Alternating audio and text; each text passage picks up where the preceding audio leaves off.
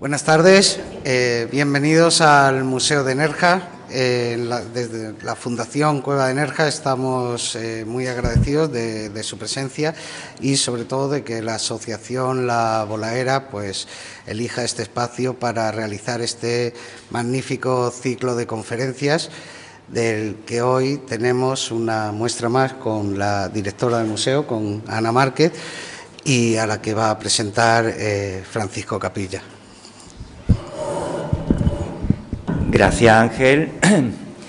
En primer lugar, pues agradecerle su presencia y en el nombre de la Asociación La Bolaera, pues dar las gracias a la Fundación Cueva de Nerja, a los trabajadores del museo. Hoy tenemos nosotros aquí a Ana María Márquez, que es directora de este museo. Otras veces le hemos agradecido personalmente a ella el poder disfrutar de este espacio. Hoy la tenemos aquí como conferenciante.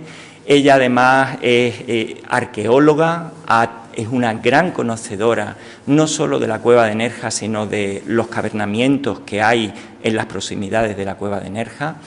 Y por lo tanto una experta en la materia. Como museóloga es una gran conocedora también del patrimonio cultural, de la legislación relativa a él. Antes de cederle la palabra, decirles que cuando la asociación se planteó el ciclo de conferencias para este año, una de las cosas que más nos llamaban la atención es que tenemos en Nerja un bien de interés cultural, la cueva de Nerja, que es una gran desconocida, no solo para nosotros como asociación, sino también para gran parte de la población nerjeña. Todo el mundo ha estado alguna vez en la cueva, la conoce, sus estalactitas, estalagmitas, la iluminación, los festivales que allí hay, la cantidad de eventos, cuando se descubre la cueva por aquellos chicos de Maro en el año 59, se redescubre para nuestro tiempo. En fin, todas estas cuestiones están muy presentes en la gente de Nerja, pero ¿qué sabemos realmente de la cueva? Realmente muy poco, y eso era lo que nos planteábamos. Hay además un hándicap, y es que gran parte del patrimonio que estamos acostumbrados a ver está visible, es externo, es exterior. Podemos ir a la ermita de las Angustias, podemos ir a las Torres Vigía, pero la cueva es una parte del patrimonio subterránea que no vemos, que está oculta. Las cuevas, las cavernas, desde que la humanidad es humanidad, forman parte de nuestro imaginario colectivo y están asociadas pues a lo profundo, al abismo debajo de la montaña. Es el lugar donde residen los mitos, lo ancestral, lo oscuro. Pero eso no debe ser para nosotros, y para iluminarnos, como el maestro Virgilio, que acompaña a Dante en su descenso a los infiernos, para no perdernos por ese cavernamiento, tenemos aquí a Ana María, que nos va a dar hoy su conferencia sobre el valor patrimonial de la Cueva de Nerja. Muchas gracias. Tienes la palabra, Ana María. Gracias. Yo, si puedo evitarlo... ¿Me escuchan? Sí. Pues con su permiso yo voy a dar la conferencia. Intentaré hacerlo de forma natural. Lo primero, que gracias, agradecer a la asociación la invitación y especialmente a Paco Capilla por haber confiado esta complicada tarea de contar qué es o qué valores tiene la Cueva de Nerja. Explicar la Cueva de Nerja en un rato es muy complicado. Y yo lo voy a intentar y espero que queden satisfechos. Muchos de los aspectos sencillamente los trataré por encima, otros posiblemente ni los tocaré, pero lo que sí voy a pretender es trasladar lo que significa la Cueva de Nerja, no solo para la sociedad donde está, sino para el conocimiento general, y ahora que está muy en boga lo de la candidatura a Patrimonio Mundial, pues lo que significa para la humanidad, porque realmente la Cueva de Nerja es una joya muy desconocida, por desgracia, para el gran público, muy conocida para los especialistas a nivel nacional e internacional, porque realmente la aportación al conocimiento científico es muy grande, pero por desgracia siempre se queda en esas publicaciones que casi el público normal no suele tener acceso.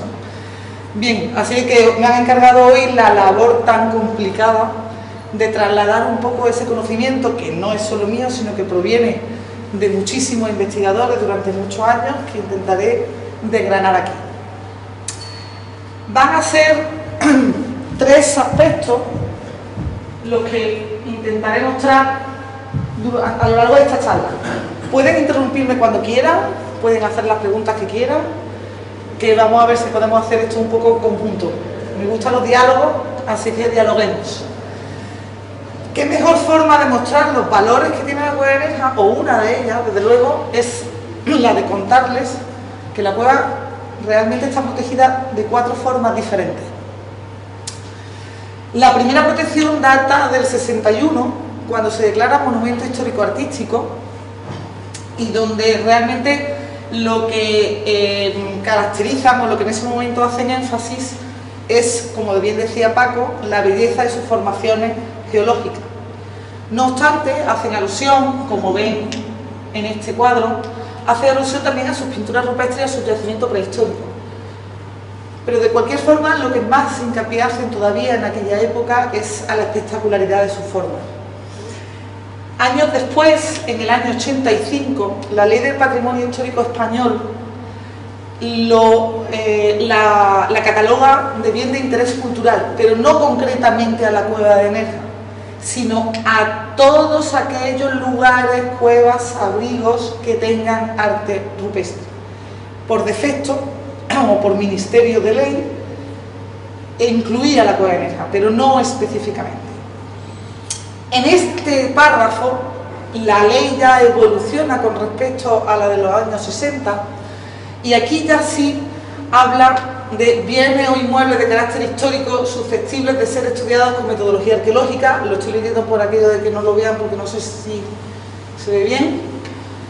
Y que hayan sido o no extraídos, muchas veces da confusión, que parece que lo que permanece en el subsuelo no existe hasta que se descubre. Lo que realmente le da valor a algo que está en esas profundidades es precisamente el hecho del descubrimiento y el hecho de la investigación que se realiza sobre ellos. Cuando nosotros nos encontramos un bien patrimonial de la índole que sea, por ejemplo en este museo, todo el mundo sabe, aunque no sepa lo que es, que tiene que tener un valor, porque si no, no estaría en un museo. Para que esté a su vez en un museo, tiene que tener o haber tenido previamente perdón por la risa, pero es que el señor gerente de la cueva de Nerja me está haciendo mohines, como diciendo, bueno, no sé yo si todo lo que realmente está en el museo tiene valor. ¿Eh o no? Bien, pues sí, lo tiene, y no es a lo mejor un valor punible o tangible, pero sí es un valor social o un valor histórico. Perdón, retomo. Aquí lo que quiero decir es que ya plantean otro aspecto que antes lo dejaban un poco más al margen, y ahondan en realmente el significado de lo que significa tener esos bienes patrimoniales. Y por eso dice, forman parte asimismo de este patrimonio los elementos geológicos y paleontológicos relacionados con la historia del hombre y sus orígenes. La Ley del Patrimonio Histórico Español del 85 es una de las leyes más progresistas de Europa, junto con quizás la que se hizo mucho antes, la República. De hecho, acompaña esta ley a la Ley de Arqueología, que es la primera ley que se hizo en ese sentido en toda Europa, y eso cala y se nota, independientemente de que se haya llevado o haya tardado más en llevarse o no a término, tanto en la protección de los bienes como en el calado social de la trascendencia de los mismos. Lo que sí es cierto es que la ley recoge unos aspectos que en otros países que a priori pensamos que son más avanzados que nosotros no es cierto, al menos en el campo cultural. En ese sentido sí hemos sido bastante pioneros. Lo que quiero que se queden en este caso es con la idea de que 3 aspectos son los que ahora mismo y hasta la década de los 80 nos muestra los valores, que es de lo que hablamos. ¿Qué valores tiene la Cueva de Nerja? Uno, es su geología, su formación, es su belleza, que además luego voy a comentar algo al respecto. Dos, el hecho de que contiene arte rupestre. Y tres, el hecho de que tiene un yacimiento arqueológico en el subsuelo de primera magnitud. Esa foto que les muestro, y me detengo un poco en ella porque nunca se ha publicado, o sea, es inédita, la traigo como algo bueno, curioso. Es una foto de la Sala de la Torca, una de las salas que luego les intentaré ubicar espacialmente, y que tiene en sus excavaciones a lo largo de muchos años, pues ha arrojado una secuencia que ven aquí, de arriba hacia abajo. Tiene más de 4 metros de profundidad en el punto más alto, llega hasta los 10 metros de profundidad y no se ha agotado. Quiere decir, no se ha excavado hasta el fondo por completo. Esto viene un poco al hilo de la cuestión de qué es un yacimiento arqueológico como valor patrimonial. A mí me gusta decir que un yacimiento arqueológico es un libro abierto que se lee. Cada una de sus páginas, en lugar de ser, pues eso, una página, es un nivel que con una cierta metodología y que con un poco de dedicación y trabajo de chino somos capaces luego de traducir a los datos que luego intentaré contarles. La tercera protección es que la Cueva de Nerja también forma parte de uno de esos 144 lugares catalogados como de interés geológico en España. Existe también una legislación, la ley del 2007 del patrimonio natural y de la biodiversidad, donde forman parte del patrimonio geológico aquellos lugares y elementos que forman parte de lo que se conoce como la memoria de la Tierra. Son esos lugares que hablan de el origen, la evolución de la Tierra y de la vida en general. Las cuevas en general, y concretamente en particular la de Nerja, es uno de esos sitios espectaculares donde se lee no solo en su yacimiento arqueológico, sino en sus formaciones. Somos capaces de ver en ellos cómo ha acontecido el paisaje en el pasado hasta la actualidad, cómo, cuándo han ocurrido terremotos, cómo ha cambiado el clima. Todo eso nos lo damos. Conjugado todos los aspectos, tanto los geológicos como los arqueológicos, resulta que la Cueva de Nerja nos da claves para cosas que no quiero adelantar todavía. Y por último, y es un complemento de la ley del 85 que comentábamos antes, donde ya la Cueva de Nerja estaba declarada BIC, es decir, bien de interés cultural, porque contenía pintura. Ahora ya específicamente, en el 2006 en la publicación, la delimitación se hace en el 2005, digamos que la Cueva de Nerja concretamente se declara BIC con una delimitación específica. ¿Y qué significa esto? Si la declaración que tenía antes, es decir, la protección, el régimen de protección que tenía la cueva, solo y exclusivamente estaba limitada al vacío subterráneo, es decir, a lo que es la cueva propiamente dicho, que son esas manchas amarillas que ustedes pueden apreciar en la diapositiva. Ahora lo que se hace es unir todos esos aspectos geológicos, biológicos y arqueológicos y declarar un perímetro de protección que actualmente es el cual goza la Cueva de Nerja. Es decir, todo este entorno, y en azul es el vacío, todo esto es el área de protección de la Cueva de Nerja. ¿Qué significa? Significa que ya en el siglo XXI hemos incorporado cosas que ya vienen de la Convención de La Haya, mucho más antigua, y de otras directrices emanadas de la Unión Europea y del Consejo de Europa. Lo que hace es que incorpora aspectos tan importantes como el entorno y el paisaje. Es fundamental entender que ahora ya no se trata del bien en sí mismo, sino que ese bien se entiende como algo inserto dentro de un paisaje dentro del cual cobra sentido, es decir, es su contexto. ¿Vale? Y bueno, de hecho, perdón que se me olvidaba, de hecho, dice, los valores que justifica la declaración de la Cueva de Nerja son de carácter documental e histórico. ¿Por qué? Se mantiene inserta en una red social, económica y cultural que abarca desde los inicios del Paleolítico Superior, ahora después veremos cuándo es eso, hasta la Edad del Cobre. Este hecho hace que la Cueva de Nerja sea un yacimiento arqueológico especialmente relevante para la comprensión de estos momentos de la humanidad. Es más, y dice, en el marco no solo de Andalucía, sino también del Mediterráneo, que la convierten en un yacimiento primordial para responder a algunas de las preguntas históricas claves, como la problemática sobre la extinción del Homo sapiens neandertal y su sustitución por nosotros, el Homo sapiens sapiens. El tránsito cultural de las últimas sociedades cazadoras, recolectoras, las comunidades productoras de alimentos, o incluso acerca del origen de la navegación al final del Pleistoceno. Todos esos aspectos, este es un párrafo extraído de la publicación del BOJA, todos esos elementos y otros que vamos a tener ocasión de ver, aunque sea someramente, son los que hacen que la Cueva de Nerja tenga ese valor patrimonial. Por desgracia no tengo tiempo de centrarme en los aspectos geológicos y biológicos, que eso pues, lo dejamos para otras muchas conferencias que se pueden hacer.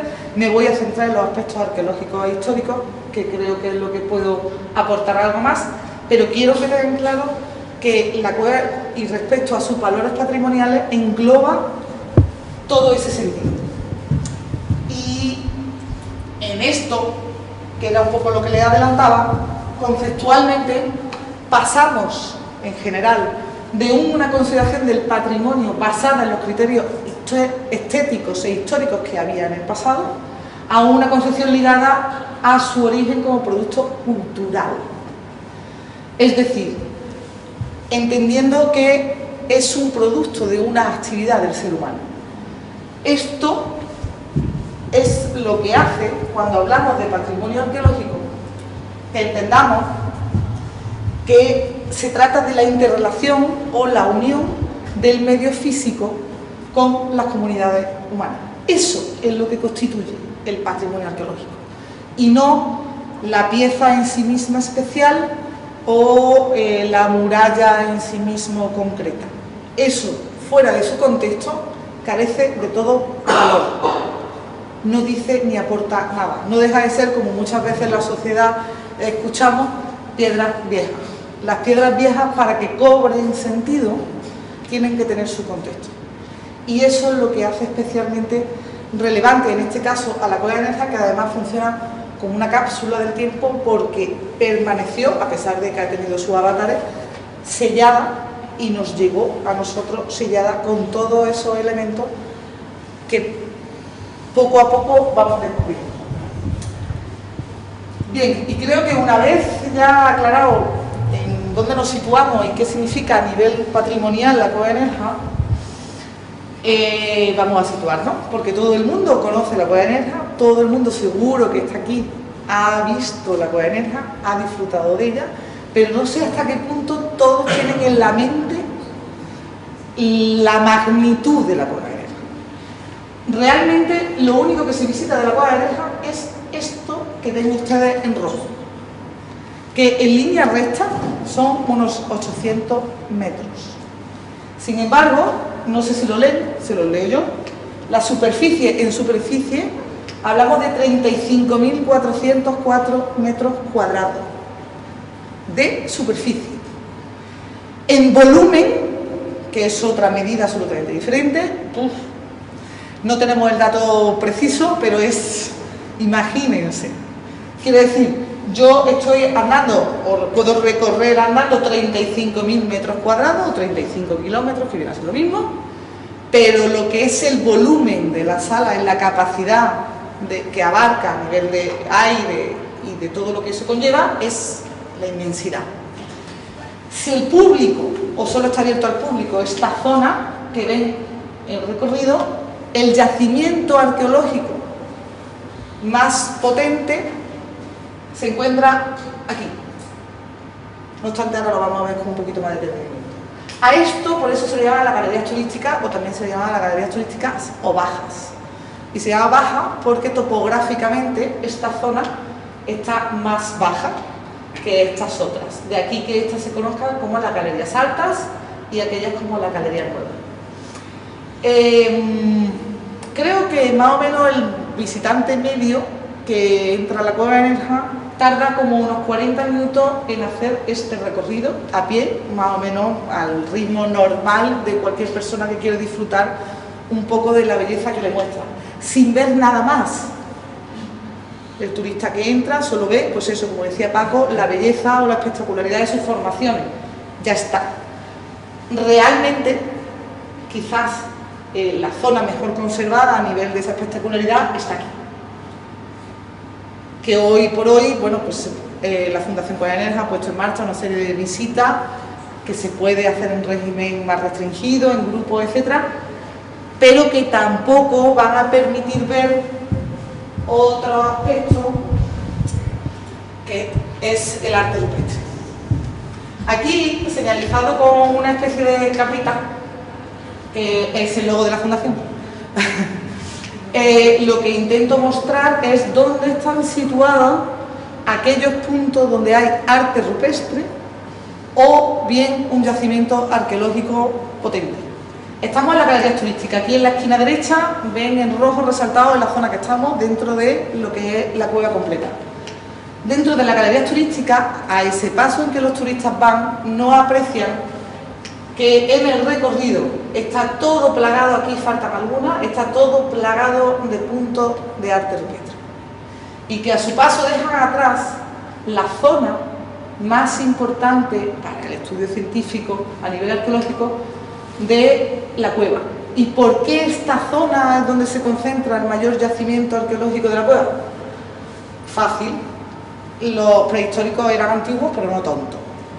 Esa era la zona del abrigo, es decir, aquella área que en su día o en aquel momento estaba abierta, por tanto le llegaba la luz del sol, pero a su vez estaban resguardados de la intemperie y de los posibles ataques o cualquier otra dificultad que en aquel momento sí era algo cotidiano. En la actualidad es difícil que te ataque un león, pero en aquel momento sí. Entonces, las cuevas funcionaban, en realidad, uno de los mitos que existen en relación a la Cueva de Nerja y a todas las cuevas en general, es que si los prehistóricos vivían dentro de la cueva. No, los prehistóricos vivían en la zona externa de la cueva, en el abrigo. El interior se utilizaba para otras cuestiones, para recoger agua, para su universo simbólico, de ahí que el arte rupestre esté plasmado por toda la galería, para rituales, para aprovisionarse de elementos que las cuevas dan, etc. Pero no vivían allí. De ahí que la potencia arqueológica mayor esté en esta zona de aquí. Pero no acaba ahí. ¿Le digo? No le digo.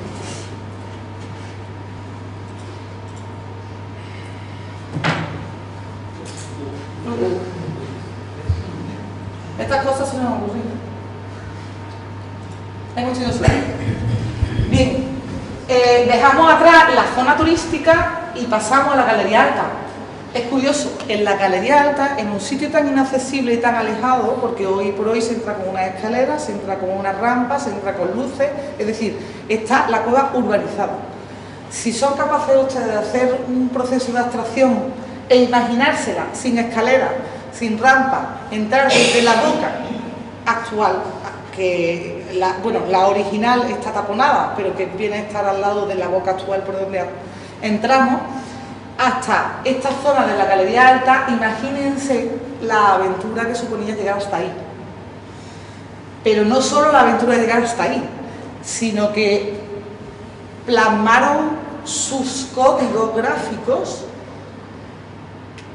en sitios donde a priori podría imaginarse que están escogidos al azar, pero que en absoluto es así.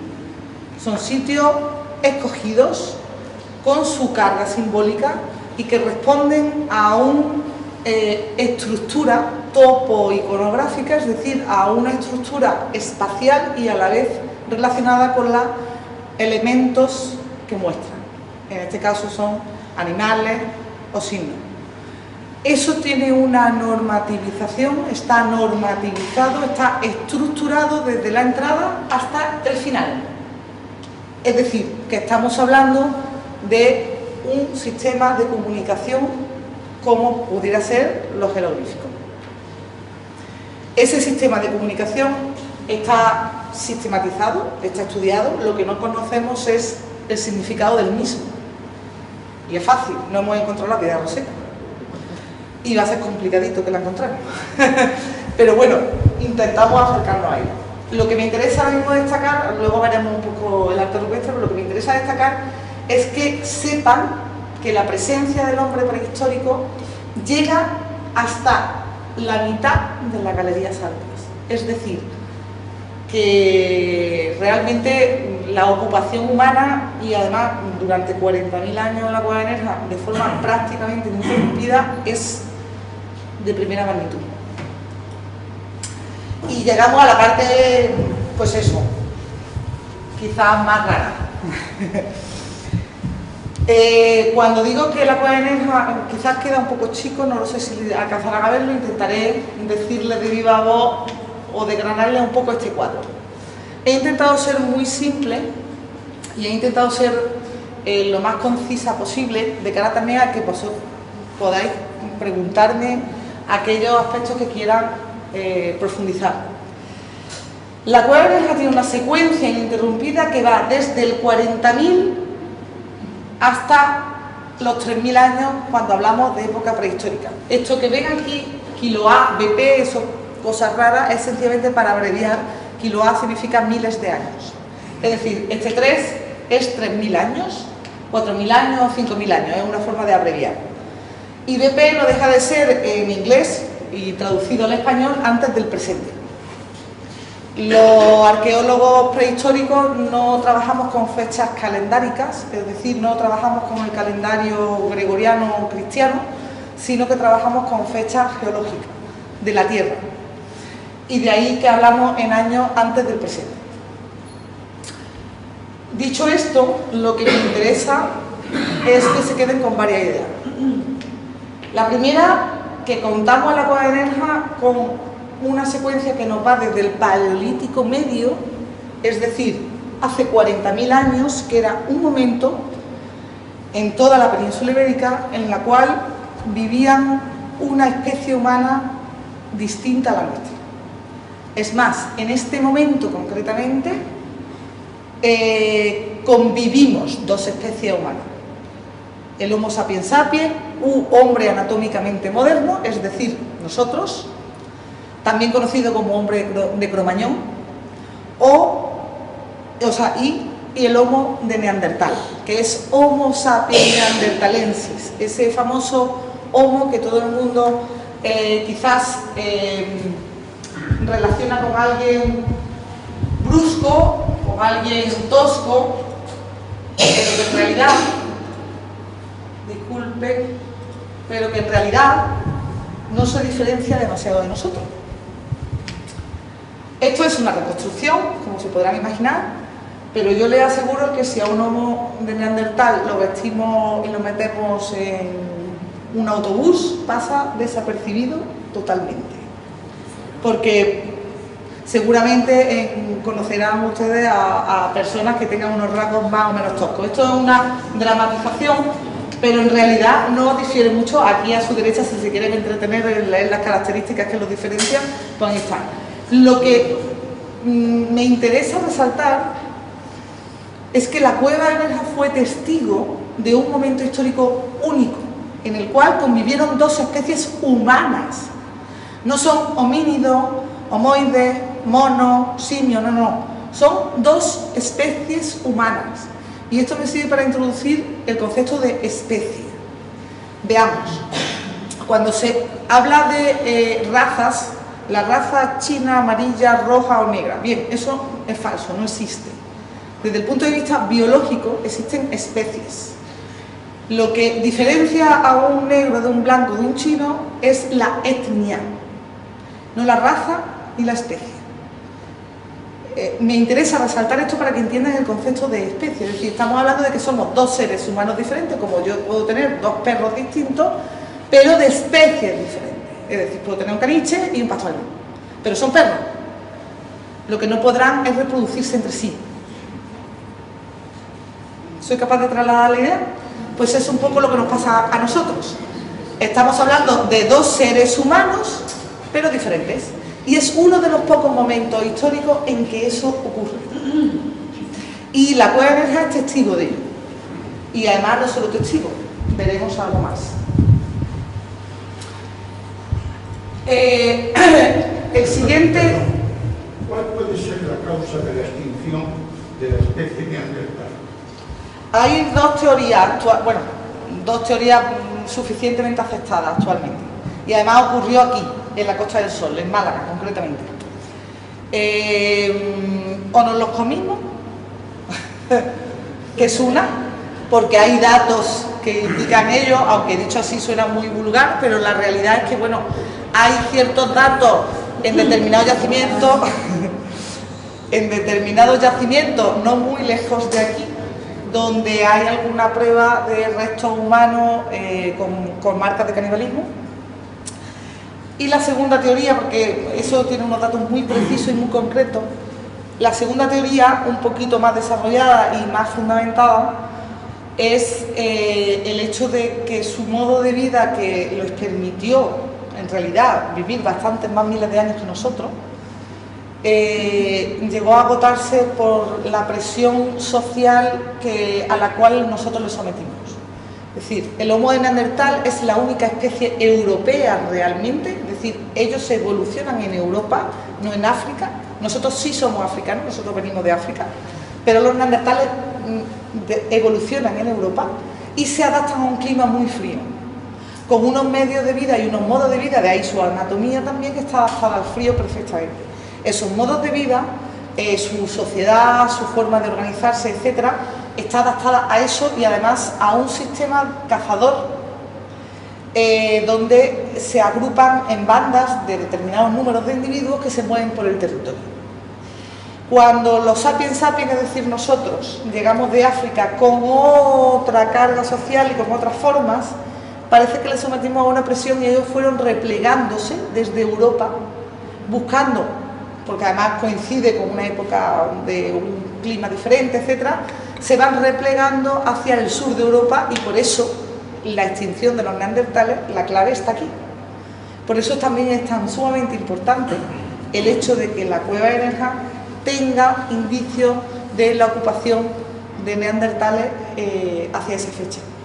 No sé si lo he respondido, pero son los datos que actualmente tenemos. Sí, pero concretamente, y pensando en la extensión de terreno tan tremendo que existía en aquel entonces y las poblaciones tan pequeñas, es probable que no se entendieran. Sí se entendieran. De hecho, existen yacimientos donde los neandertales copian la industria nuestra. No solo se entendían, se entendían, se ayudaron, se copiaron e intercambiaron conocimiento.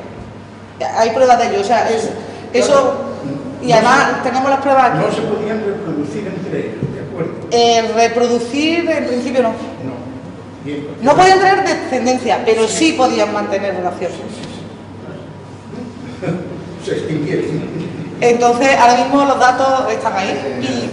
Porque las épocas interglaciales, que fueron muy extensas.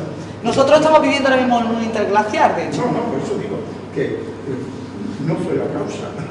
No, es la adaptación, es lo que digo, es la presión a la que otra forma de vida nosotros les sometimos.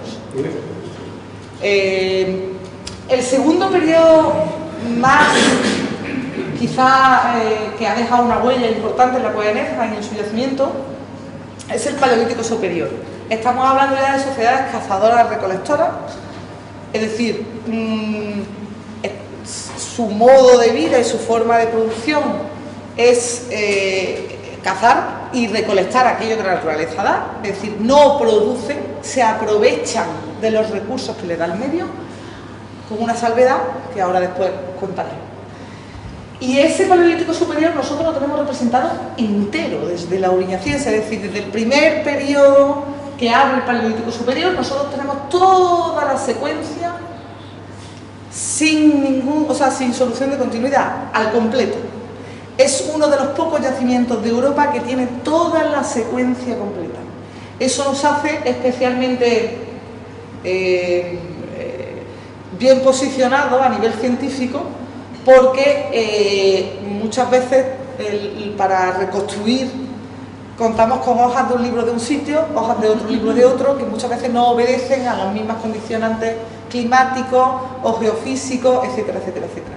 La cueva de Nerja lo mantiene y además, otra cosa, la cueva de Nerja tiene un poder de conservación tan tremendo que se conserva hasta la escama de los peces. Es decir, tenemos un yacimiento de una riqueza espectacular y además completo. No le faltan páginas, completo. Y en este sentido le seguimos con el tránsito, que digo tránsito al neolítico, y ese tránsito al neolítico significa el tránsito a las sociedades productoras de alimentos, es decir, donde ya comienza la ganadería y el cultivo de cereales y el cultivo de leguminosas. En el caso de Nerja, además, tiene la cuestión de que eso ocurre muy pronto. Es decir, normalmente el tránsito neolítico en Andalucía y en la península ibérica será en torno al 5000 antes del presente, y en el, bueno, 5000, 6000, sí, y en el caso de Nerja será mucho antes. Esto nos habla de que la cueva no fue usada de forma estacional, sino que fue usada como campamento fijo, residencial, es decir, habitaban todo el año, mientras que antes sí hay indicios de una estacionalidad. Los cazadores-recolectores suelen ser más estacionales porque se mueven en función de lo que en esa época del año pueden cazar. No siempre se pueden cazar ciervos, no siempre se pueden cazar cabras, no siempre se pueden cazar lo que sea. Pero, no obstante, la cueva de Nerja tiene una peculiaridad, y es que, aparte de ser cazadores-recolectores, son pescadores. Y además suficientemente buenos como para que en una edad muy antigua, cuando de hecho no está constatado en ningún otro lugar del mundo, nosotros podamos hablar incluso de navegación. Parece ser que el emplazamiento emblemático que tiene la cueva de Nerja entre el mar y la montaña, y en unos momentos de un clima muy frío, y estamos hablando muy frío, es decir, en una época glacial, en la cueva de Nerja encontraron un refugio, pero además durante muchos miles de años. Esto es lo que hace tan especial también a este yacimiento. Tenemos además, luego, yo pongo aquí solo los cuadraditos estos con estos nombres raros, pero estos cuadraditos obedecen o engloban a muchos metros de capas del yacimiento, muchos, que se engloban así, pero que realmente son muchos metros de tierra y de excavación. Tenemos ya luego el paso al neolítico, como digo, a los productores de alimentos, ¿vale? Y curiosamente, otra cuestión digna de destacar es que la cueva de Nerja se convierte muy pronto en una especie de cementerio. Y digo curiosamente porque tampoco es algo muy común en los yacimientos de la península, pero aquí cada cultura que ha pasado, no tenemos datos, o sea, no tenemos muestras antropológicas durante el Paleolítico superior, pero sí a partir de entonces, y todas las culturas que a partir de entonces han pasado por aquí han enterrado de una forma u otra a sus fallecidos, todas. De hecho, hasta prácticamente la actualidad, porque como todos sabemos, la cueva de Nerja era el antiguo cementerio de mano. Es decir, que curiosamente esa tradición se ha perpetuado. Algo tendrá la cueva de particular. Y yo termino esta secuencia que he puesto aquí, la termino en la edad del cobre, es decir, seguimos siendo productores de elementos, pero ya asentados a ese momento donde empiezan los dólmenes, ese momento donde empiezan las ciudades, ese momento donde la gente empieza a pelearse porque al hacerse sedentaria tiene que cuidar de su terreno, de su cosecha y entonces ya al vecino le molesta. Y ahí es cuando empiezan los conflictos, es decir, nos hemos tirado muchos miles de años viviendo fantásticamente tranquilos, sin tener propiedad privada, sin tener nada de eso, pero en el momento en que nos convertimos en productores de alimentos, la liamos. Y así no. Tenía su parte buena y su parte menos buena. Y es que nos dedicamos a pelearnos con el vecino para proteger lo que creemos que es nuestro. Bien, pues una de las peculiaridades aquí, curiosamente, es que creo que debe de darse el único, yo creo que aquí hay un especialista en ello que me puede corregir ahora, si Luis, corrígeme si quieres, pero creo que debe de ser el único túmulo en cueva que se ha dado en Andalucía. El único, ¿no? Pues, es decir, esas construcciones megalíticas que hacían en esta época fuera, los dólmenes de Menga, los dólmenes de Viera, que seguramente les sonarán porque están aquí en la provincia de Málaga, están recubiertos, son unos ortostatos, es decir, unas grandes placas de piedra, ¿no?, recubiertas de arena que crean un montículo, es decir, que a ojos, geográficamente hablando, a ojos de todo el mundo, lo que se ve es como una montaña. Bien, pues curiosamente la cueva de Nerja lo tenía dentro y está documentado y está excavado. Debe ser la única cueva que ha tenido todas las manifestaciones simbólicas, yo creo, desde el 40.000. Y en este sentido es donde yo me iba a parar. Decía que la cueva de Nerja ha sido ocupada por grupos humanos de manera interrumpida desde hace 40.000 años. Os contaba que se trataba, aquí me parece que lo ven, se trataba de una secuencia y en efecto aquí está un poco desbrozada esta gran estratigrafía. Aquí he traído esta foto para que vean ustedes cómo cada capa de ocupación deja un resto. Nosotros a nuestro paso dejamos restos y ellos dejan restos que se quedan apisonados y amalgamados con esa tierra. Esto, por ejemplo, es todo un hogar que se ha ido reactivando y reactivando y reactivando en sucesivas y que además nosotros podemos estudiarlo, podemos ver cuántas veces se ha activado, podemos saber qué duración ha tenido, podemos saber incluso qué se ha quemado para poder prenderlo. Esto trasladado a un dibujo que nos resulta más claro es lo que luego nos permite tratar científicamente los datos y sacar las conclusiones que os estaba comentando. Por ejemplo, y solo es una muestra, esto que ven aquí y que a lo mejor en el perfil no lo identifican tan bien, pero aquí sí, por ejemplo, es la muestra de un silo donde hacían un agujero en el suelo y metían los granos. Pues está aquí registrado. Del mismo modo que un perfil estratigráfico registra cuando una arrollada de agua entra. Aquí está. Y te la registra, entra y se lo lleva todo. Y nosotros lo que hacemos es leer esas páginas. Y esas páginas nos dicen cosas como las que he ido adelantando. Decía que su espacio ha sido utilizado para todo tipo de actividades simbólicas y así es.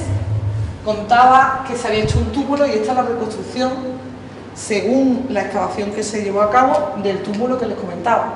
Cómo enterraron a una pareja que luego taparon con piedras creando un túmulo y además le hicieron su ofrenda. Está alrededor, esto que permanece aquí pues son semillas, son fragmentos de cerámica, etc.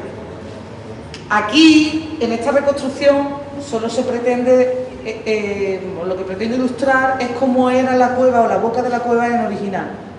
Es decir, actualmente ustedes entran por una cueva, o sea, por una entrada artificial que está tapada con una taquilla, pero que en origen eso formaba un enorme abrigo, que es esto, que como les comentaba al principio es donde vivían y hacían sus actividades absolutamente normales. En este caso, pues se ilustra varias de ellas. Podemos ver además, y una de las cosas quizás más representativas o más llamativas, he traído fotos de muestras del arte rupestre paleolítico de la cueva, quizás menos conocido por el gran público. Todo el mundo conoce la cabra, aunque solo sea por el logo de la fundación, todo el mundo ya conoce los peces o una parte de los peces, pero pocas personas saben que el registro pictórico de la cueva de Nerja asciende a más de 600 y pico, 300 y pico conjuntos de arte rupestre. Y además abarca también una secuencia cronológica que va desde el Paleolítico Superior hasta la Edad del Cobre. Es decir, tenemos tres grandes grupos pictóricos.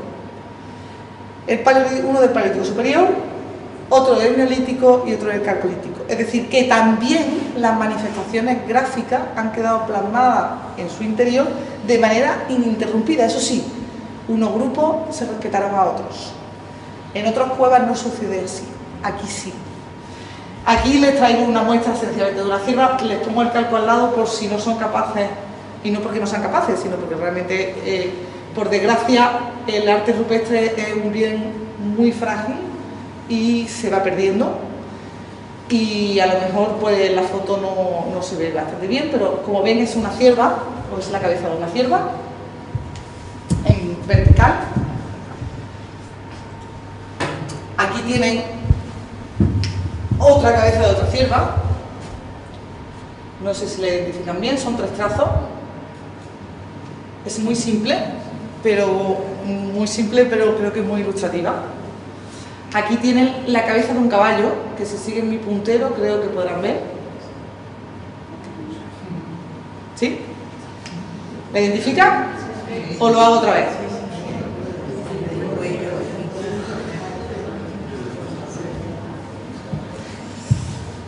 Quizás son pinturas o muestras de pinturas menos conocidas, pero que están. En ocasiones el arte está tan perdido que, bueno, hay que utilizar técnicas para poder verlo, pero aquí se ve un caballo completo en este caso, con su pata, ¿lo ven? ¿Lo ven? Si siguen el morro, la crin, el lomo, abajo se ve quizás mejor, con ultravioleta.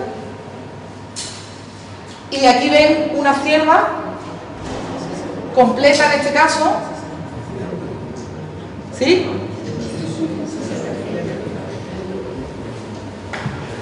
El arte rupestre, cuando les digan esto parece ser, no.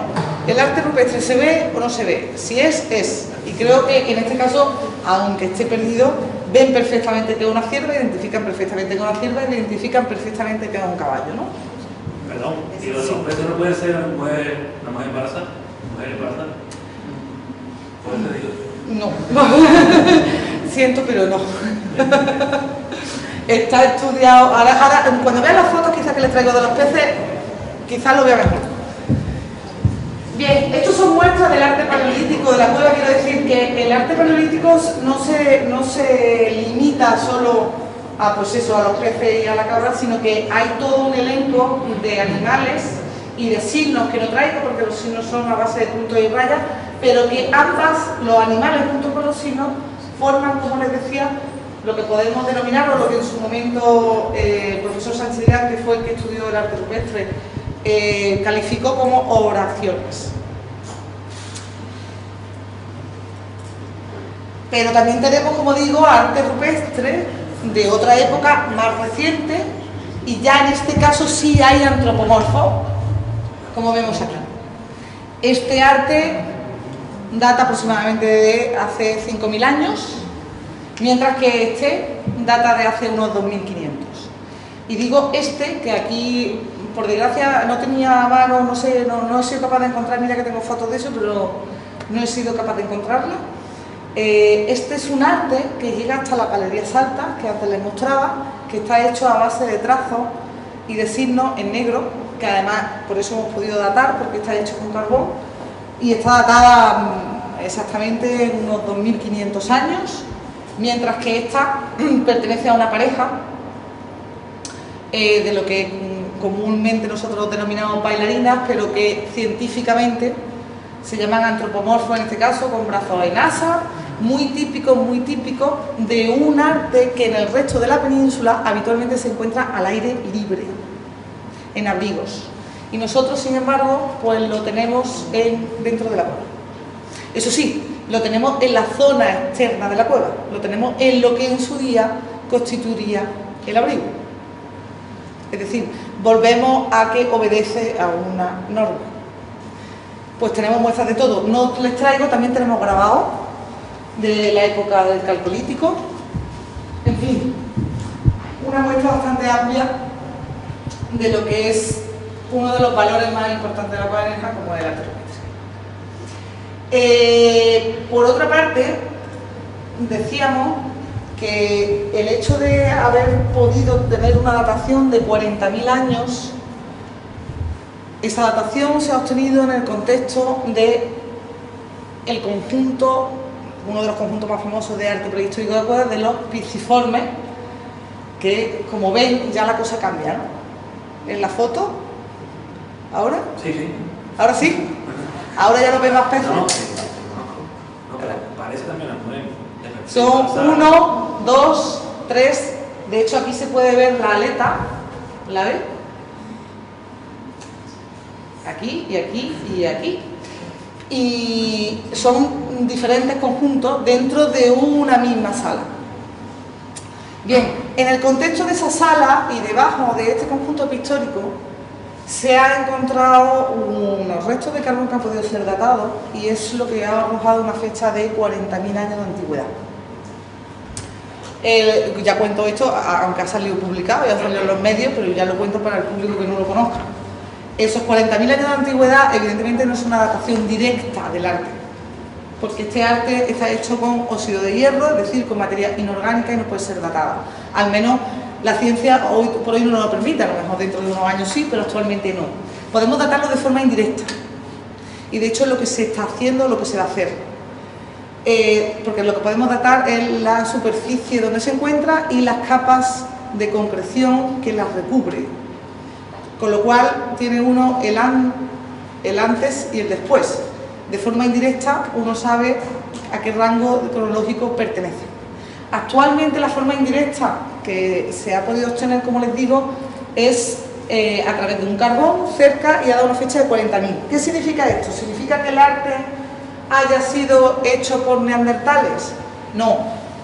Significa que cabe la posibilidad de que este conjunto pictórico concretamente pudiera haber sido hecho por neandertales. Eso sí. Y en segundo lugar, ¿qué significa?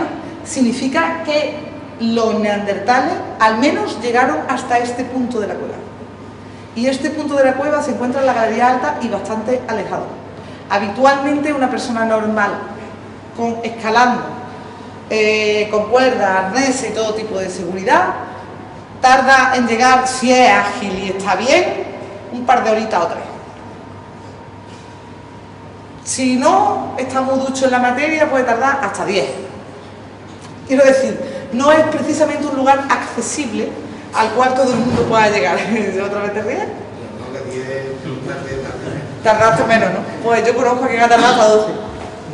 ¿Y no hay posibilidad que haya una entrada por ahí que no se haya descubierto? No hay ninguna posibilidad. Lo de la entrada famosa de la cueva de Nerja. De otra por la galería alta, ¿no? O sea, pues, no se puede. A ver, la cueva de Nerja tiene muchas salidas al exterior, pero no practicables por el hombre. Es decir, salen animales, murciélagos, hay comunicación de oxígeno, pero no lo suficientemente grandes para que un ser humano entre o salga. Ser humano, y me refiero desde niño hasta adulto. No encontrada. A ver, la ciencia pero es que quiero decir, y cuando digo un no tan rotundo es porque si hay una cueva estudiada a nivel geológico y espeleológico, la cueva de Nerja. O sea, se ha pateado años y años y años. ¿Que se puede haber pasado? Sí. ¿Que la ciencia hoy es blanco y mañana es negro? También. Pero que hay pocas posibilidades. Por todos los estudios geofísicos que se han hecho, etcétera, etcétera. Sabemos que hay comunicación y de hecho ahora mismo la Fundación tiene un proyecto en marcha de una cueva que hay detrás, que ya hace muchos años se intentó abrir precisamente con esa teoría, o basándose en esa idea, se intentó abrir una comunicación y se abandonó porque no se pudo, pero sí ahora mismo un proyecto de la Fundación ya tiene demostrado que en efecto existe comunicación de aire, eso sí. Entonces son falsas las teorías que dicen que la gente entró por donde en la actualidad tiene su entrada y han llegado a salir por el sanguíneo. En efecto, eso no se puede dar. Igual que también es falso de que la cueva de Nerja tenga un lago. No tiene lago. Lo digo ya. ¿vale? Lo que interesa es la posibilidad, que ya les digo, hay un equipo de investigadores trabajando en averiguar realmente y en dar si en efecto estas pinturas que tienen ustedes en su pantalla son hechas por neandertales o no. ¿Qué realmente significa? Dime. No, perdona que te interrumpa, lo que me llama la atención que si se le supone al neandertal la misma capacidad de raciocinio que al sapiens sapiens, pues, para llegar a hacer eso. Ahí va a explicar. Yo digo en esta frase, otra especie humana podría haber tenido la misma capacidad de abstracción que la nuestra. Va a ver. Distingo entre lo que tú dices, el raciocinio, te digo, sí, eran seres inteligentes. Es más, no es que fueran inteligentes, es que tenían mayor capacidad craneana que nosotros. Nosotros me parece que nuestro cerebro anda por 550 centímetros cúbicos, mientras que los neandertales tenían unos 780. ¿Significa eso que desarrollaran toda la capacidad? Pues esto es muestra de que posiblemente sí. El arte, a ver, nosotros le llamamos a estas manifestaciones arte y en realidad no lo estoy diciendo desde el punto de vista que actualmente se entiende como arte, y aquí tenemos un artista, 1 y 2, en el sentido del arte por el placer o de la belleza estética o para transmitir. No lo denominamos así, hablamos de arte porque se trata de una manifestación pictórica, pero a nuestro ojo en realidad se trata de un documento histórico de una sociedad que es el elemento más directo, es decir, su mano hizo eso. Y en ese sentido hay que entender que para plasmar eso ahí y donde estaban, porque por desgracia con fotografías no lo puedo ilustrar, porque estas fotos que están aquí separadas es porque no hay forma de en 2 dimensiones trasladarle 3 dimensiones, a no ser que sea con otras técnicas que en proyección no puedo mostrarles. Pero la realidad es que estos son 3 planos, tiene una escenografía hecha. Para conseguir ese concepto necesita uno una capacidad de abstracción que hasta ahora solo se le suponía a nuestra especie. Si se confirma que estas pinturas son de hace 40.000 años y de la mano de los neandertales, estaríamos hablando de que hay otra especie humana, no solo con mayor capacidad que que nosotros, sino que además desarrolló esa capacidad de abstracción que solo pensábamos que teníamos. Porque sí es cierto que sabemos ya que los neandertales sí trabajaron todo su mundo simbólico, porque de hecho cuidaban y enterraban a sus muertos. Es decir, tienen una cierta, no tienen una cierta, tienen la misma. Lo que pasa es que el registro y la antigüedad de los datos, es decir, que el vacío de lo que yo puedo contestar ahora no se debe tanto a que no exista como a la falta de investigación que se irá subsanando conforme se va investigando. Lo importante es que en el caso de que eso se confirme, pues tendrá la Cueva de Nerja la muestra de manifestación artística más antigua de la humanidad a nivel mundial. Suena muy así, pero bueno, me parece curioso. Yo decía antes que el yacimiento nos proporcionaba claves para comprender la evolución del paisaje, y en efecto el registro del yacimiento, la fauna que nosotros podemos encontrar en las excavaciones, la fauna, la flora, todos los restos vegetales unidos con el estudio geológico, nos da la posibilidad de reconstruir un paisaje. Esto es una visión desde la cueva, desde la boca de la cueva de Nerja hacia el mar. Así estaría el entorno de Nerja y del balcón de Europa. Es decir, que el balcón de Europa aproximadamente quedaría aquí, el mar adentro, muy adentro, hace 12.000 años. Y eso lo sabemos porque, entre otras cosas, en el registro arqueológico nos queda el hecho documental de que en esta época hacía no solo muchísimo frío, sino que ese frío lo que hacía era que el mar se retirara. Lo que dejaba era una gran playa. Pero el mar ahora mismo estaría, no me acuerdo exactamente del dato, me parece que eran como a 8 o 9 kilómetros hacia el interior de lo que actualmente está. Cosas como esa, más el hecho de que nosotros hemos encontrado en el registro arqueológico, no en esta fecha, un poco antes, restos de pingüinos, es decir, pingüinos en la Costa del Sol, un buen eslogan. Pero lo tenemos, y tenemos los restos de los pingüinos. Igual. Eso viene ahora después. Ya te tenías tú que adelantar.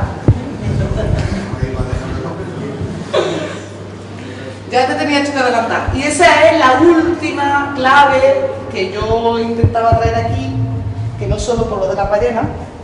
Esto es actualmente una forma de pesca en Indonesia. Esta foto está tomada en el año 2007. Y es muy parecida a la reconstrucción que se ha podido hacer. Bueno, aquí estamos hablando de unos pececitos sin más, pero a la reconstrucción que hipotéticamente nosotros pensamos que pudiera haber ocurrido. Nosotros tenemos en nuestro registro arqueológico, en efecto, restos de ballena, como Ángela ha adelantado. ¿Qué significa eso? ¿Significa que nosotros íbamos a cazar las ballenas?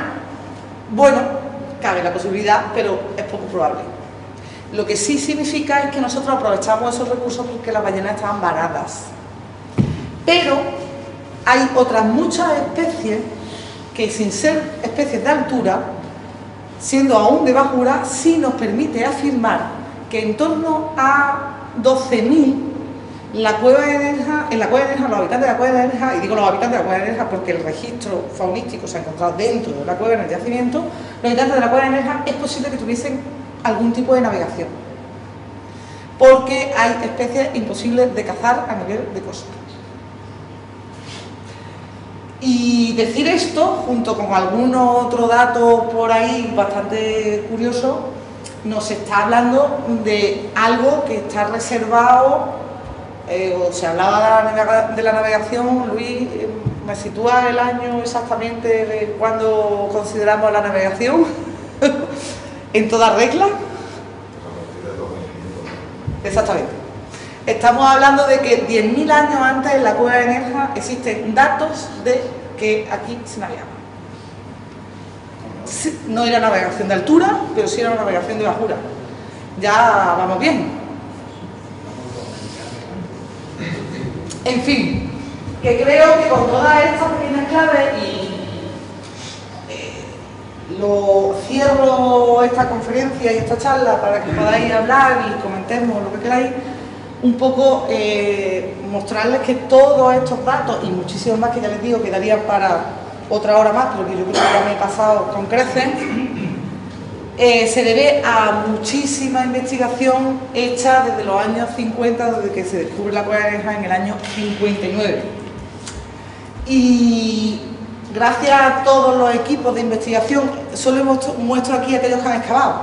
Me olvido a geólogos, a biólogos, a gente que sin haber excavado ha trabajado como arqueólogo, etcétera, etcétera, etcétera, etcétera, más los que actualmente están.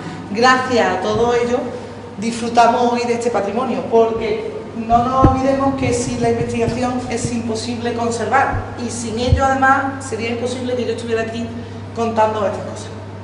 Esa marca que aparecía ahí era usted. Sí.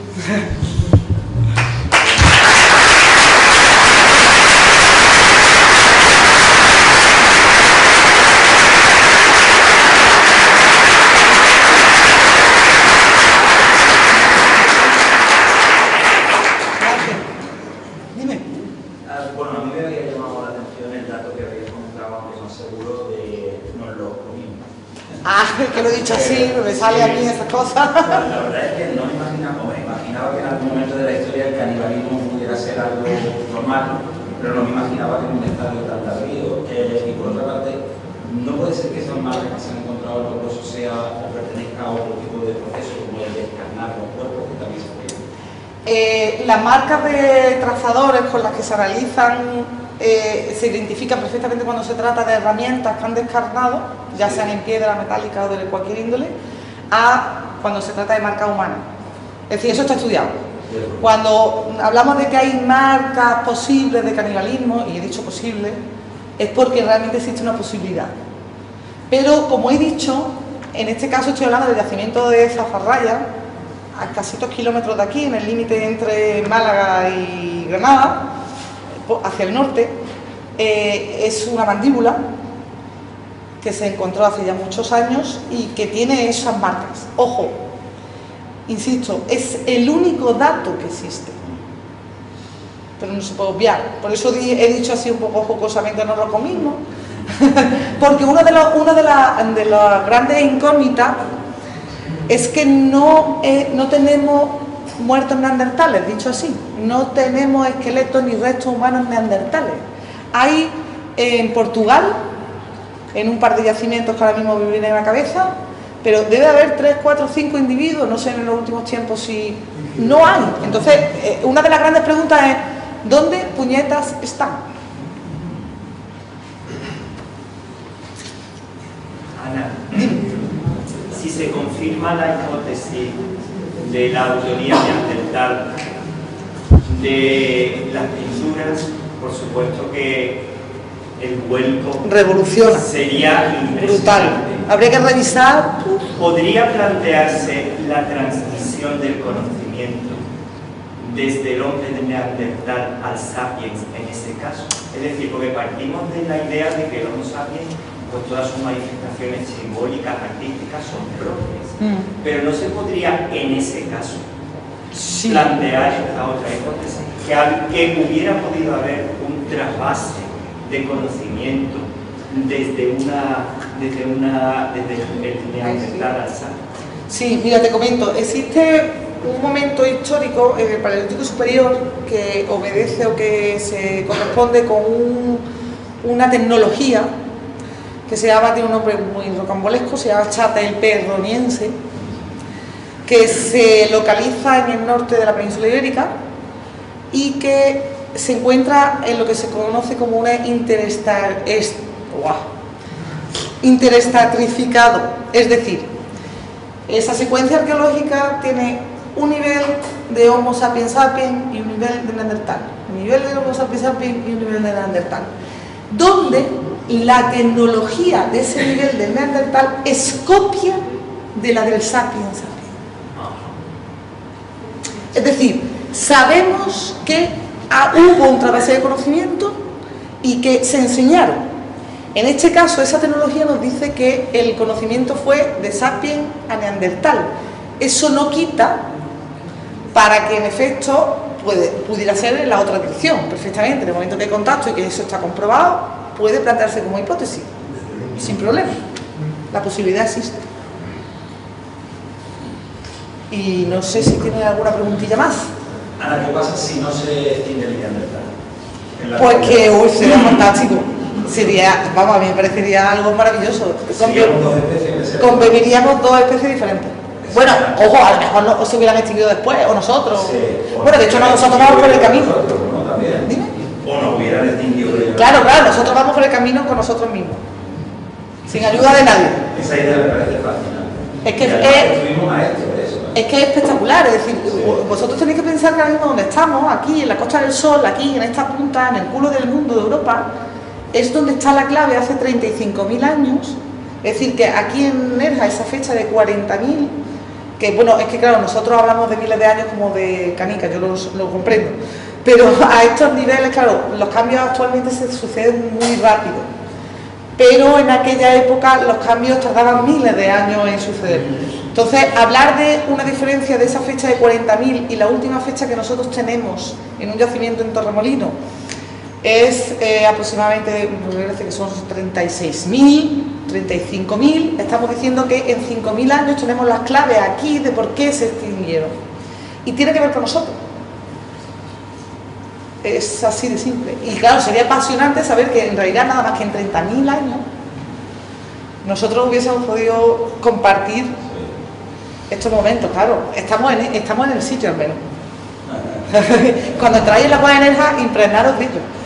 Y por último, bueno, son muchas otras cosas que nos has comentado aquí, pero hay algo que me ha llamado la atención por el tema del monumento mortuorio en el interior de la cueva. Lo que estabas mencionando es que por la edad que tiene estamos considerando entonces que es el primer monumento mortuorio que se tiene constancia. No es más antiguo, hay otro mucho más antiguo. Es un túmulo dentro de una cueva. La cuestión está en que esos túmulos se hacen fuera. Vale, que es la primera vez que se hace o que se encuentra uno dentro, vale. Claro. Dime. Hola. Muchas gracias. Todo lo que es la historia de lo que es la cueva, pero me gustaría que hiciera una fotografía de lo que es la cueva ahora. Cada cierto tiempo salen noticias de que si el mar de la piedra, que si la presión de los visitantes, que si la conservación. ahora mismo, hoy en día, ¿qué se conserva o qué fuerza tiene la cueva y qué debilidades puede tener? Vale. Todo lo que se conserva lo habéis visto. Bueno, y mucho más que evidentemente lo habéis visto. Y también he mostrado su fragilidad. Hay partes de las pinturas rupestres que se han deteriorado. En efecto, por la presión de los visitantes y por el mal uso, muchas veces. Cuando se dice que no se puede hacer fotos dentro de una cueva con flash porque estropea las pinturas, no es cierto. Lo que estropea las pinturas es que nosotros respiramos. Es el anhídrido carbónico que nosotros expulsamos. Ese anhídrido carbónico corroe la roca, que es el soporte del arte rupestre. Pero ocurriría si ustedes echaran durante miles de años, en 24 horas al día, su respiración sobre los cuadros que tenemos aquí de Aurelio Chicano, sin problema. Más tarde o más temprano eso le ocurriría. Eso, malas prácticas, que hay que entender los contextos. Es decir, la cueva de Nerja se descubre en el año 59 y evidentemente ni la conciencia social, ni las leyes, ni nada que se le pareciera estaba tan avanzado como ahora. Y se cometieron actos que hoy se pagan. Actualmente, y está aquí sugerente, pero actualmente, ¿qué ocurre? Yo le cuento. Actualmente la cueva de Nerja está monitorizada hasta la última sala prácticamente de la cueva. Tiene sensores de parámetros medioambientales que permiten que la cueva permanezca en condiciones de humedad, temperatura y anhídrido carbónico constantes. La cueva de Nerja tiene además una peculiaridad que la hace bastante especial, y es que por su situación topográfica hace que se regenere sola. Digamos que el anhídrido carbónico que uno expulsa cuando entra sale por una cuestión de dinámica de fluidos por sí mismo y hace que se regeneren, los parámetros vuelvan a hacer lo suyo. ¿Qué está haciendo ahora con todos estos datos que llevan muchísimos años recopilando todos estos sensores y toda esta red de control medioambiental? Regular el flujo de las visitas. ¿Cuántas personas pueden permanecer dentro a la vez? ¿Durante cuánto tiempo? ¿Y en qué momentos? Eso es lo que permite mantener el equilibrio. Eso en cuanto a ese aspecto. En cuanto al mal verde de la piedra, que eso ya nos metemos en el aspecto biológico, ese es el mal de todas las cuevas con iluminación artificial. La iluminación artificial provoca calor y es una fuente de nutrientes para las bacterias. Bacterias existen en todos lados, naturales. De hecho, la cueva de Nerja, otro de sus valores que no he podido mencionar, es que tiene un patrimonio biológico que tiene, me parece que son 2 o 3 endemismos propios de aquí, es decir, no lo existen en ninguna otra parte del mundo. Es decir, que quiero decir, es fauna que habita en las cuevas con normalidad, pero además está la que nosotros aportamos en nuestra vestimenta, en nuestro pelo, cuando entramos, de la porquería de la calle, etcétera, los zapatos. Por eso muchas veces cuando ven reportajes de investigaciones en otras cuevas, los ven con monos, es para evitar eso, para evitar alterar el medio ambiente kárstico. Ahora bien, eso también está controlado. Existe todo un programa a nivel biológico, de hecho existe una bióloga en la fundación que se dedica diariamente a controlar las colonias de las algas y a ver para que no ataquen a los soportes que tiene el arte rupestre. Ahora bien, su eliminación actualmente es imposible, totalmente, porque hay focos de luz. ¿Qué se está haciendo? Cambiar la iluminación progresivamente a luces que no emitan ese calor, que emitan en otra frecuencia de onda para que contrarresten las salidas de la alga. Pero no obstante, siempre y cuando siga abierta al público, permanecerá. En definitiva, ¿qué es lo que pretende la Fundación? Buscar un equilibrio entre la explotación y dar a conocer un patrimonio al cual todo el mundo tiene derecho a visitar y su conservación, porque también las generaciones futuras tienen derecho a disfrutarlo. No sé si le he contestado. Ana, me gustaría hacerte una pregunta. Has comentado que diferentes, los habitantes de la cueva se introducían dentro de la cueva lugares muy recónditos para pintar. ¿Qué teorías hay alrededor de por qué no pintaban en lugares más accesibles y sin embargo se adentraban dentro de la cueva en lugares, pues recorrían cientos de metros para pintar? Pues seguramente tiene algo que ver con aquello del camino del iniciado. Es decir, la cueva funciona, claro, nosotros es que claro, tenemos otra mentalidad. Si yo, por ejemplo, voy a ver si soy capaz de explicarlo así. Te suelto en Nueva York, aunque se no ha ido nunca en la vida, y hablo de Nueva York porque es una ciudad bastante complicada. Seguramente, como vives en una ciudad, en un mundo actual, eres capaz de sobrevivir y de salir. Sabes lo que significa un semáforo, un paso de cebra, una carretera, una papelera, ¿no? Es un lenguaje universal. Claro, cuando nosotros entramos en una cueva, nosotros no vemos el paisaje que ellos ven, porque miramos con unos ojos que es imposible ponernos en su lugar. Los estudios que se han podido hacer de visibilidad y de visibilización nos dicen que lo que para nosotros son lugares tan recónditos, en realidad son lugares que ellos tienen perfectamente controlados a nivel de visión. De hecho, parte de los puntos de arte rupestre de las galerías bajas, de las galerías turísticas, lo que forman son triángulos. Si uno se pone en uno con la iluminación adecuada, ve el resto. Es decir, es una estructura que para ellos tenía un significado y tenía un simbolismo, y no dejaba de ser, no sabemos lo que decía, pero sí sabemos que se repite en todas las cuevas de esa época, con esas pinturas, se repite el mismo esquema. A lo largo de la cueva, que la cueva es más chica, porque no hay ninguna cueva igual, que la cueva es más chica, pues las representaciones estarán más reducidas, que la cueva es más grande, pues se ampliará y en lugar de haber un panel central, habrá tres, como le pasa en el caso de Nerja. Es decir, que tienes que conjugar el hecho de que nosotros no vemos el paisaje como ellos, que para ellos era lo más normal, y por tanto, y luego además la iluminación hace muchísimo. Yo lucharé y seguiré luchando, aunque el gerente de la cueva de Nerja no me haga ni puñetero caso, pero seguiré luchando para que a ver si conseguimos, y no en este caso, me mira así, porque en este caso no es él, para ver si conseguimos que se hagan las visitas a oscuras, que es como se tiene que ver las cuevas, con tu propia iluminación. O a lo sumo, ya que conocemos, porque de hecho la cueva de Nerja también conocemos la iluminación que mantiene en época prehistórica, o a lo sumo que se pusieran los puntos de luz que en su día alumbraron a esos seres humanos. Pero la iluminación artificial lo modifica absolutamente todo. Y no, hay cosas que no te puedo trasladar hasta que no los veas y los sientas tú. Y si no lo sentimos nosotros y hago el esfuerzo, imagínate trasladarte hace 20.000 años e intentar ponerte en su lugar. Pero en cualquier caso, y a tu pregunta y sin enrollarme, lo que quería decir es que realmente no son sitios tan recónditos, aunque para nosotros sí. Y tienen una pauta y tienen un porqué. Y seguramente tiene algo que ver con el camino iniciado, es decir, con personas que, bien por edad, bien por pertenencia al grupo, bien por pasar a la pubertad, cosas así, que actualmente vemos en otros grupos humanos primitivos, podría darse.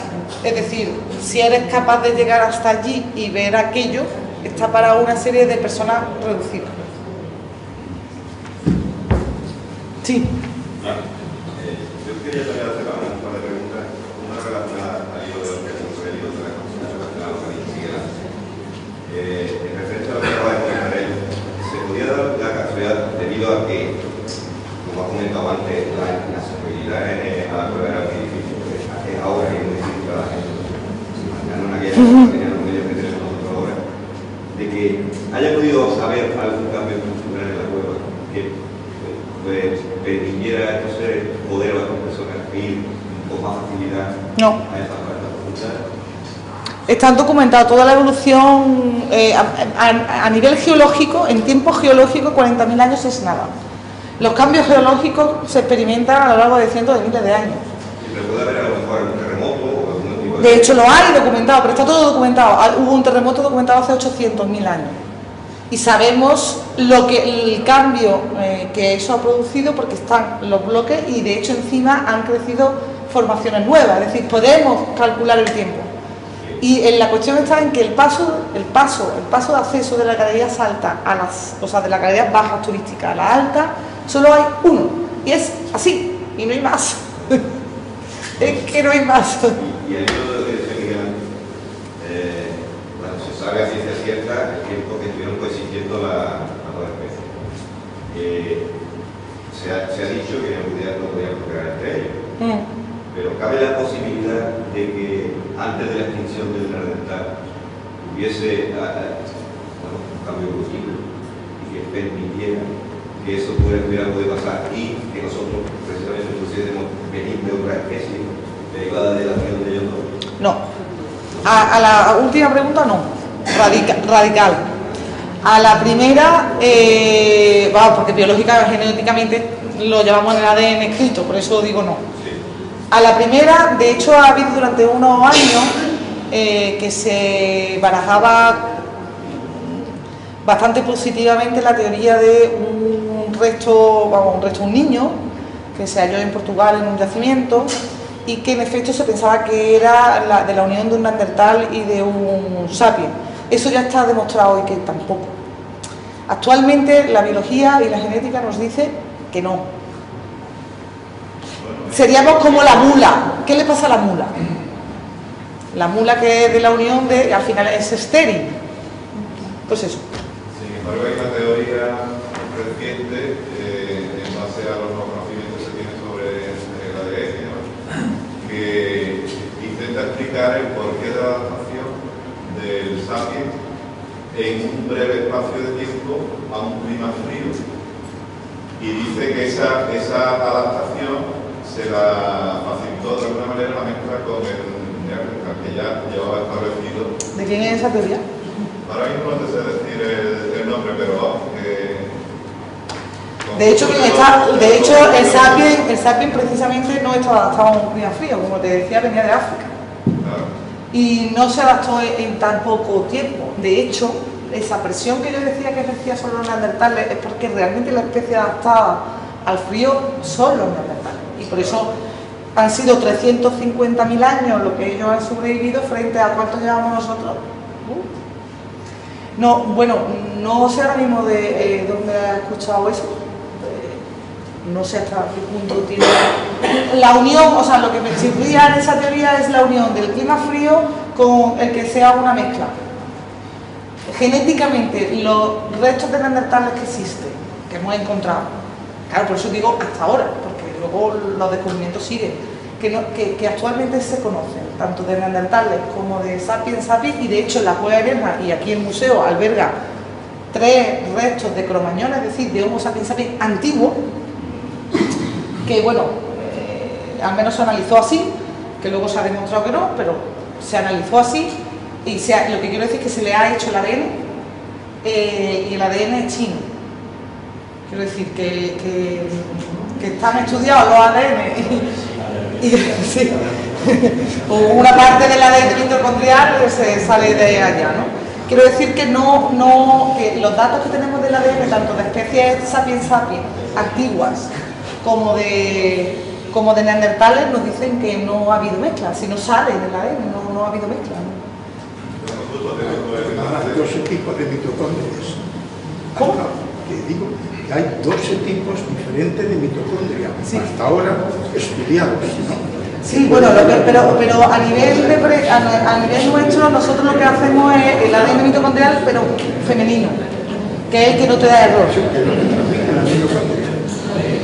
Bien, ya va siendo hora de que nos retiremos.